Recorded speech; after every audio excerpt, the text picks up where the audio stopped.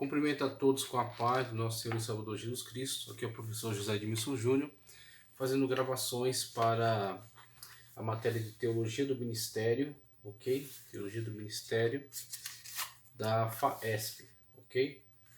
FAESP, Faculdade Evangélica de São Paulo, setor de núcleos, matéria de Teologia do Ministério. Primeiramente, introdução. Deixa eu ajustar aqui, legal. A introdução, página 4. O primeiro parágrafo nos diz, acompanha aí no seu material. O estudo da teologia do ministério está entre os assuntos de alta relevância, se não de maior importância quando tratamos da liderança cristã, relacionado aí à liderança cristã. A relação teologia e ministério em se divorciando resultará em prejuízos, muitas vezes irremediáveis. Isto realça a finalidade e a proposta desta disciplina, que visa fornecer a compreensão correta de ministério nas suas mais diversas áreas, bem como concernir o papel da teologia aos integrantes ministeriais. Então nós veremos de forma mais detalhada, inclusive definição da terminologia ministro relacionada a diáconos, ligada a servir. Então, na introdução, quando ele já nos passa aqui o escopo, né, do nosso estudo, com que estaremos preocupados aqui ao longo dessa pesquisa, ele nos demonstra de forma muito clara a relação íntima entre o conteúdo da teologia e a prática do exercício ministerial. Em se divorciando, grande é o prejuízo, grande é o dano. E isso devido ao fato de que a teologia nos fornecerá, como eu disse já em sala de aula, o desenvolvimento de uma importante cultura, ok? Teremos então uma cultura teológica, teremos então um desenvolvimento intelectual que será orientado pelo viés da teologia bíblica. E isso produzirá em nós um amadurecimento necessário ao exercício ministerial. Sem esse amadurecimento necessário, sem esse respaldo, essa base, ok? Esses conteúdos necessários, imprescindíveis, nós não poderemos exercer de forma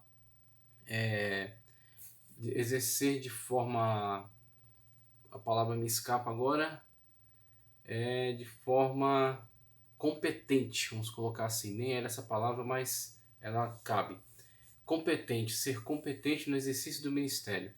Pregar com excelência, comunicar o evangelho de forma inteligível, com ideias concatenadas, bíblica, de forma ortodoxa, aconselhar os irmãos, um aconselhamento que de fato tenha conteúdo bíblico, um aconselhamento que venha trazer ajuda àquele que está requerendo, solicitando, administrar a obra de Deus, os bens ligados aí à denominação, o posicionamento ante interrogatórios de pessoas de fora da igreja, o posicionamento da igreja com relação às doutrinas, tudo isso requer um desenvolvimento teológico necessário. Por isso que teologia do ministério, a matéria que estamos estudando, vai deixar muito claro o entrelaçamento do conhecimento teológico e da prática ministerial para que você possa, de fato, trabalhar com excelência, ok?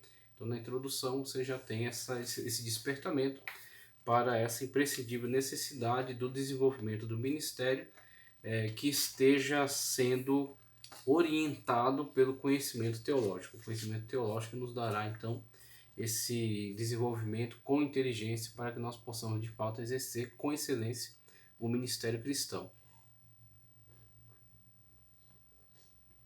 O primeiro ponto, nós temos primeiro um texto do pastor Elias Torralbo,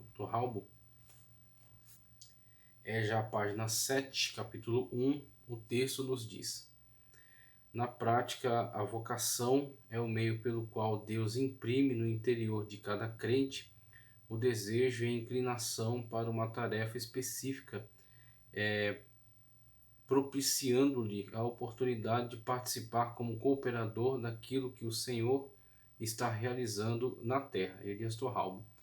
Então ele começa a mencionar aqui outra palavra que é muito relevante para o exercício ministerial, que é vocação, ok?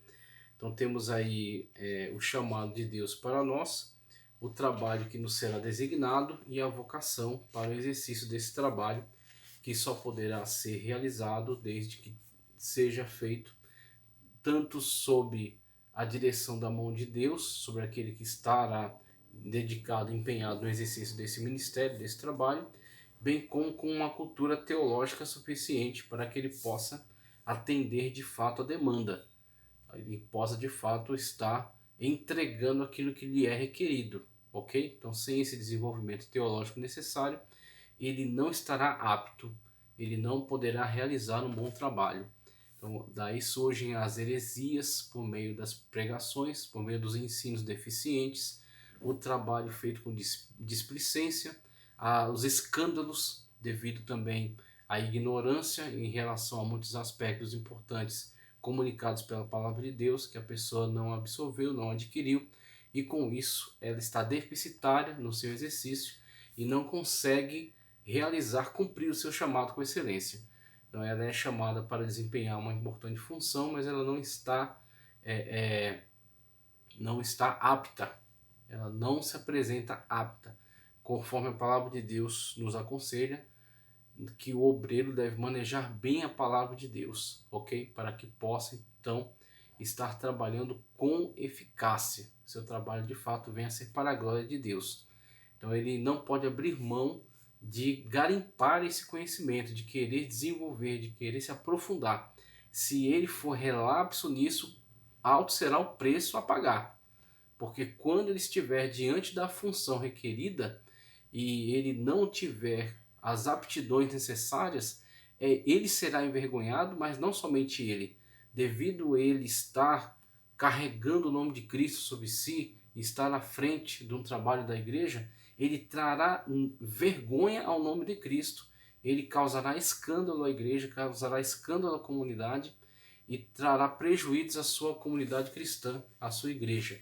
Então todos esses danos, esses prejuízos estão relacionados a uma pessoa que não se dedicou, não se empenhou no desenvolvimento do conhecimento, para que quando esse chamado de Deus na sua vida vier a realizar-se, a concretizar-se, ele está apto a apresentar-se como obreiro aprovado, ok?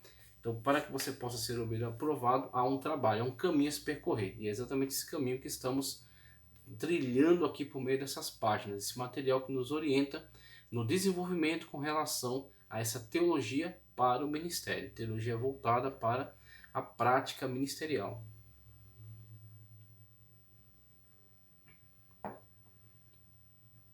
Ele parte agora para definições do termo, tá? Tendo visto uma boa fundamentação de nosso estudo sobre teologia do ministério, nos dedicamos nesse primeiro momento à identificação dos princípios, dos principais conceitos deste estudo, nos respectivos significados, a relação entre eles. E ele vai começar a construir algumas definições aqui sobre teologia do ministério. Ele fala sobre teologia, teos e logos, estuda acerca da divindade, mas não necessariamente estuda acerca de Deus em si mesmo, e sim da sua revelação. E esse estudo da revelação de Deus, nos comunicada por meio da Sagrada Escritura, estará de forma muito íntima relacionada ao ministério.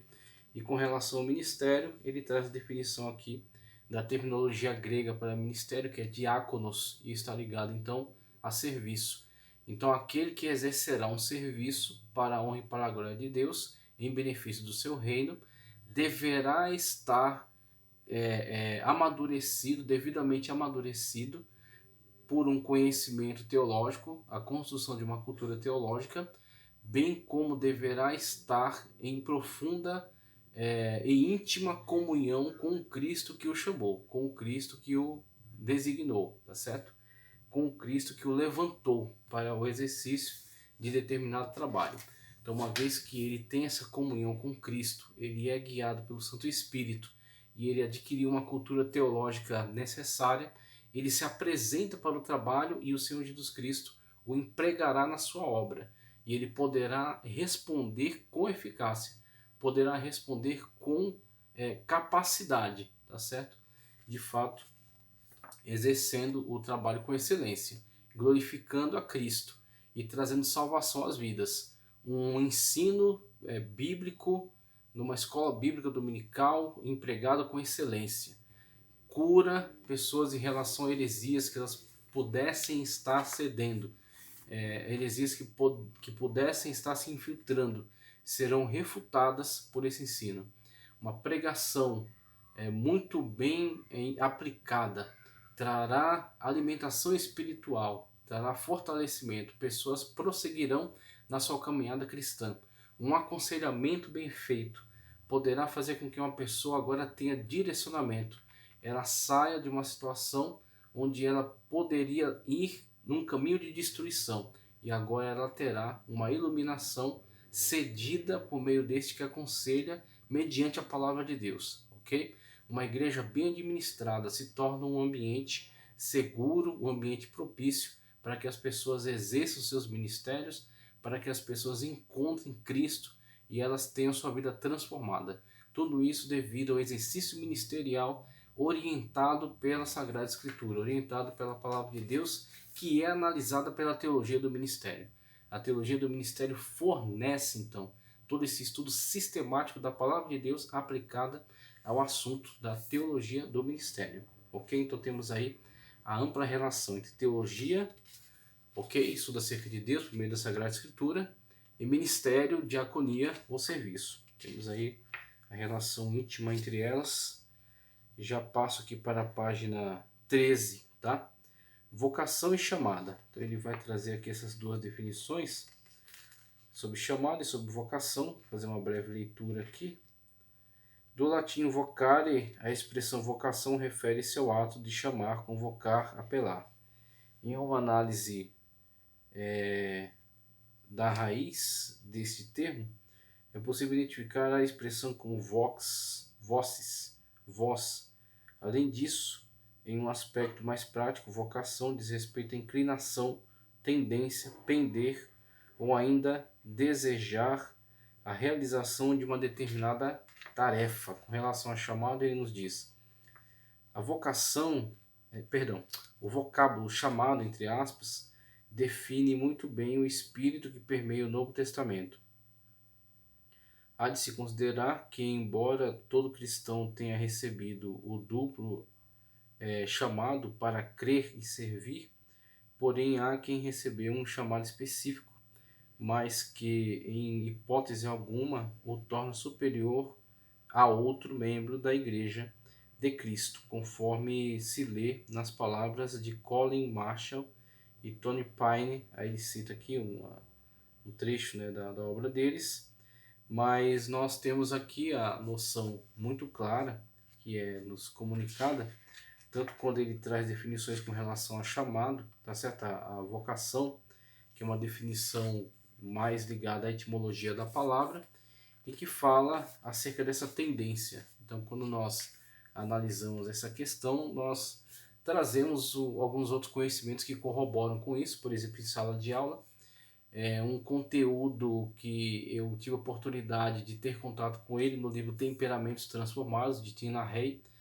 e ele fala acerca de 4 vertentes do temperamento humano, que é uma análise antiga, antiquada, poderíamos até colocar assim. Existem análises hoje que são mais específicas, né, mais bem trabalhadas, mas elas servem para que a gente tenha uma noção geral, pelo menos. Quando a gente olha para as questões dos diferentes níveis, dos diferentes tipos de temperamento. Alguém que seja colérico, outro que seja sanguíneo, ainda um que seja fleumático e outro melancólico. Temos aqui com essas 4 vertentes, né, de temperamento, também pessoas que estão na transição entre um e outro. Então ele é fleumático tendente a melancólico, ou ele é colérico tendente a sanguíneo. Ok? Então temos aí essas formas, né, de observar esses diferentes tipos de temperamento. E eles nos falam de forma muito, muito fácil acerca das diferentes pessoas e seus comportamentos e como elas adentram a igreja, trazendo também essas características típicas de comportamento, tá certo? Então, uma pessoa colérica, iracunda, impaciente, mas também uma pessoa líder, uma pessoa que toma frente, toma decisões. Uma pessoa sanguínea, muito expansiva, muito alegre, muito extrovertida, mas também talvez uma pessoa inconveniente em alguns momentos, que não refreia sua língua, né, que não se controla.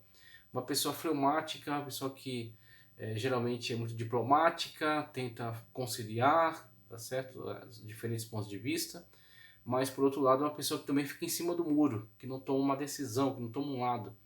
E uma pessoa melancólica, introspectiva, mais isolada, mais quieta, mas também uma pessoa muito profunda, muito reflexiva, que pode vir, por exemplo, a ser autora de importantes obras devido à sua característica de ser muito pensativa, muito reflexiva. Então, com essas diferentes características, nós percebemos as diferentes pessoas que estão relacionadas à obra de Deus. E como elas, mesmo nas suas diferentes características ou diferentes temperamentos, poderão envolver-se com diferentes tarefas relacionadas todas à obra de Deus e assim exercer diferentes tipos de ministérios. E não deveríamos e não poderíamos enxergar os diferentes ministérios como sendo superiores uns aos outros, mas apenas complementares. Os ministérios se complementam.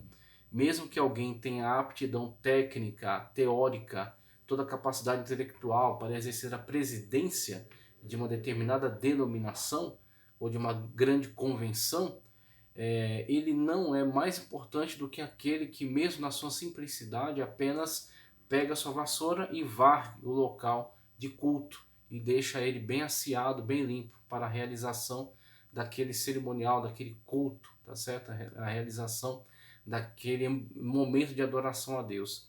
Porque mesmo não tendo uma capacidade muito maior, uma complexidade muito maior de pensamento, e por isso talvez ele exerça ali aquela liderança, ele tenha sido eleito para aquele cargo, aquele exercício, o outro, mesmo na sua simplicidade, também tem sua importância. O líder preside, toma importantes decisões, mas ele, por outro lado, precisa que aquele outro irmão esteja dedicado na sua tarefa, mesmo que seja muito mais simples, muito mais simplória, mas fundamental, relevante, de estar preparando aquele ambiente para o culto. Os dois estão trabalhando para o mesmo Senhor, os dois têm o mesmo valor diante de Cristo, mas talvez um possa agregar mais responsabilidades, enquanto que o outro, devido a a N situações, a N questões, ele não possa talvez agregar tantas responsabilidades, mas ele se dedica naquela responsabilidade que lhe cabe, aquela responsabilidade que lhe foi entregue, ok? E assim também vemos essas questões dos temperamentos, talvez eles corroborem com isso também. Alguém que seja mais colérico, talvez esteja numa função mais dinâmica, organizando, gerindo, tá certo? Trabalhando com essas pessoas, fazendo talvez a segurança daquele lugar. Uma pessoa mais sanguínea, seja mais receptiva, interaja melhor com as pessoas, seja mais comunicativa. Uma pessoa fleumática talvez seja uma pessoa também muito boa para comunicar o ensino, comunicar um conhecimento, tá certo? Conciliadora, uma pessoa que talvez busque a edificação coletiva em vez de simplesmente ficar trabalhando de forma facciosa. E uma pessoa melancólica, mesmo na sua introspecção, talvez seja alguém que, nas suas profundas reflexões, contribua poderosamente para o reino de Deus, escrevendo importantes obras, importantes livros, trazendo mensagens profundas, reflexivas, que façam as pessoas crescerem e se desenvolverem na sua vida cristã.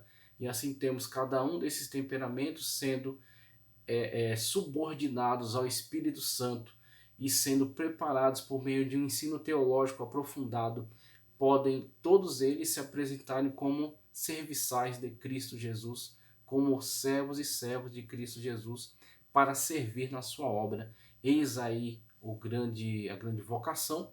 Cada um terá então uma aptidão para determinada função. Ele poderá exercer até alguns tipos de funções, mas algumas funções ele não conseguirá desempenhar, não conseguirá desenvolver, tá certo? Porque ele tem uma determinada vocação, isso precisa ser encontrado, isso precisa ser conhecido, para que ele possa então trabalhar da melhor forma possível para Cristo no reino de Deus. E além dessa questão vocacional, existe um chamado específico, no qual o Senhor designa aquela pessoa para aquela determinada função. Então o Senhor intervém e promove que aquela pessoa chegue até aquele determinado cargo. E quando ela ali chega, estando fazendo a obra de Deus, ela se encontrará de fato, ela se identificará e ela desenvolverá naquele exercício, daquele cargo. E assim, aproveitando essa questão, trazemos uma reflexão sobre uma certa incoerência, um certo equívoco que as pessoas têm em relação aos cargos ministeriais, quando pensam que eles estão dispostos como uma escada, como se fossem uma escada, na qual você entra como um simples membro, você aceitou a Cristo como Salvador, se tornou membro de uma igreja. Quando você começa a exercer qualquer trabalho, você então passa a ser cooperador. Quando você é apresentado na sede do setor, você é um cooperador setorial. Quando você é consagrado à diaconia no primeiro momento, você agora vai exercer alguns cargos, algumas funções. Passado um tempo, alguém pode pensar, você vai subir um outro degrau. Você já subiu de membro para cooperador, cooperador para diácono, diácono você vai subir para presbítero, é um degrau acima. De presbítero para evangelista, de evangelista para pastor, de pastor você pode chegar a ser pastor setorial, de pastor setorial você pode chegar a ser pastor de uma convenção ou até da convenção geral. Então as pessoas pensam que é um degrau, que elas estão subindo cada passo um degrau.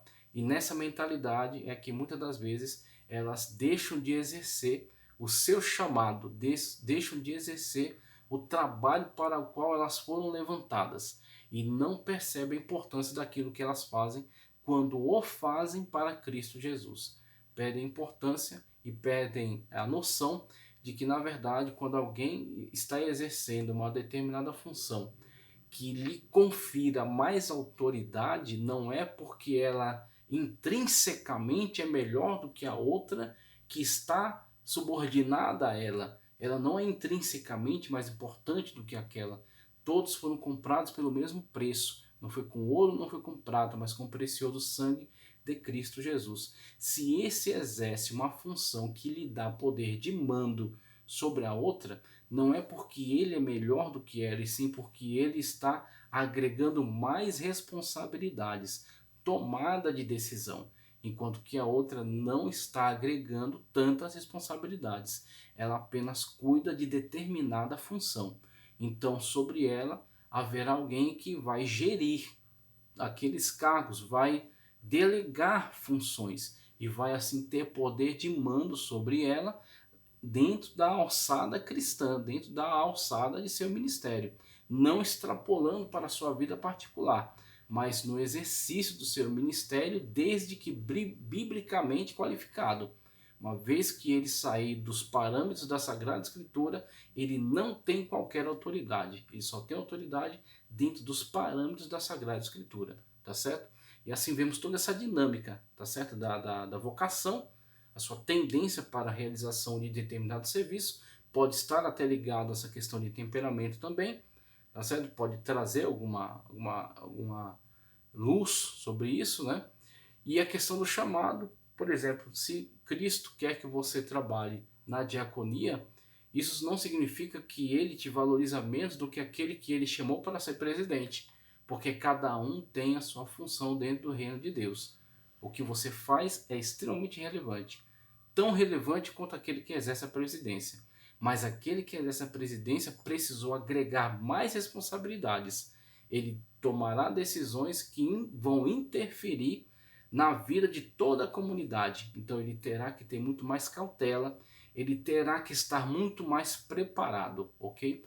Precisa ter um grau, um nível muito maior de preparo, um nível muito maior numa questão intelectual, numa questão tanto teórica quanto também de experiência, tá certo? Então ele precisará ter um amadurecimento muito maior no que diz respeito a essa aptidão para a tomada de importantes decisões, enquanto que o outro que está apenas cuidando da sua sala de escola bíblica dominical, ele tem apenas essa responsabilidade, então ele precisará entregar a melhor aula possível, ou aquele que zela pela manutenção, o zelador daquele determinado prédio utilizado por aquela igreja.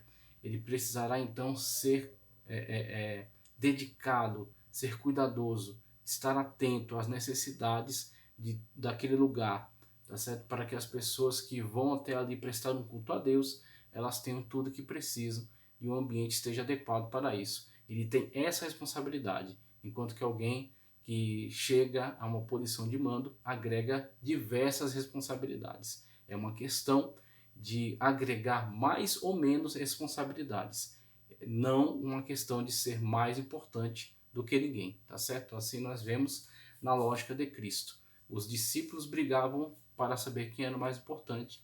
Cristo inseriu uma criança no meio deles, dizendo que quem não for como essa criança não pode entrar, não pode ver o reino de Deus. E assim fazendo, ele lhes desperta a atenção para que não percam a sua essência, não percam sua simplicidade, não percam seu amor entre eles e para com Deus. Cristo disse: quem quiser ser o maior, seja o vosso servo. Assim, uma pessoa que chega a uma posição que lhe agregue muita responsabilidade, ele é o servo de todos, ele está servindo a todos. Então, conforme a capacidade maior que ele tem de servir a seus irmãos, de trazer benefício com o seu trabalho, é este que Cristo levanta então para um importante desempenho de uma função de mando, uma função de tomada de decisões importantes. Enquanto que aquele irmão que fica num exercício mais simples, ele também está servindo aos irmãos, mas sem agregar tanta responsabilidade. Então vamos eliminar essa idiotice desse pensamento que os cargos são como escadas, e pessoas até estão pensando em utilizar outras para subir, para galgar posições, utilizando-as como escadas, né, como degraus. Não pensemos dessa maneira, porque essa maneira é destrutiva. Pensemos sim como uma comunidade de pessoas que estão trabalhando umas pelas outras, dentro das suas diferentes complexidades. Umas com menos complexidades, outras com mais complexidades, agregando mais responsabilidade, mas estão servindo uns aos outros, ok? Para a honra e para a glória de Cristo Jesus. E aí ele desenvolveu então esses conceitos aqui. E depois disso nós chegamos já ao capítulo 2, tá? Capítulo 2, eu vou encerrar aqui e na próxima oportunidade a gente fala um pouco mais acerca do capítulo 2, a vida do obreiro, ok? A vida do obreiro, na perspectiva relacional. Eu agradeço muito a sua oportunidade, a sua presença aqui. O canal tem crescido de forma muito extraordinária, muito abençoada também, devido à sua contribuição e pela graça de Deus. Temos chegado já a 4.510 inscritos. Peço para que você curta o vídeo, compartilhe, inscreva-se no canal, compartilhe o canal, convide mais pessoas para embarcar nessa jornada rumo ao conhecimento bíblico para o aperfeiçoamento do nosso trabalho para Cristo Jesus. A Ele a honra, a glória e o louvor pelos séculos dos séculos. Muito obrigado, fique com Deus.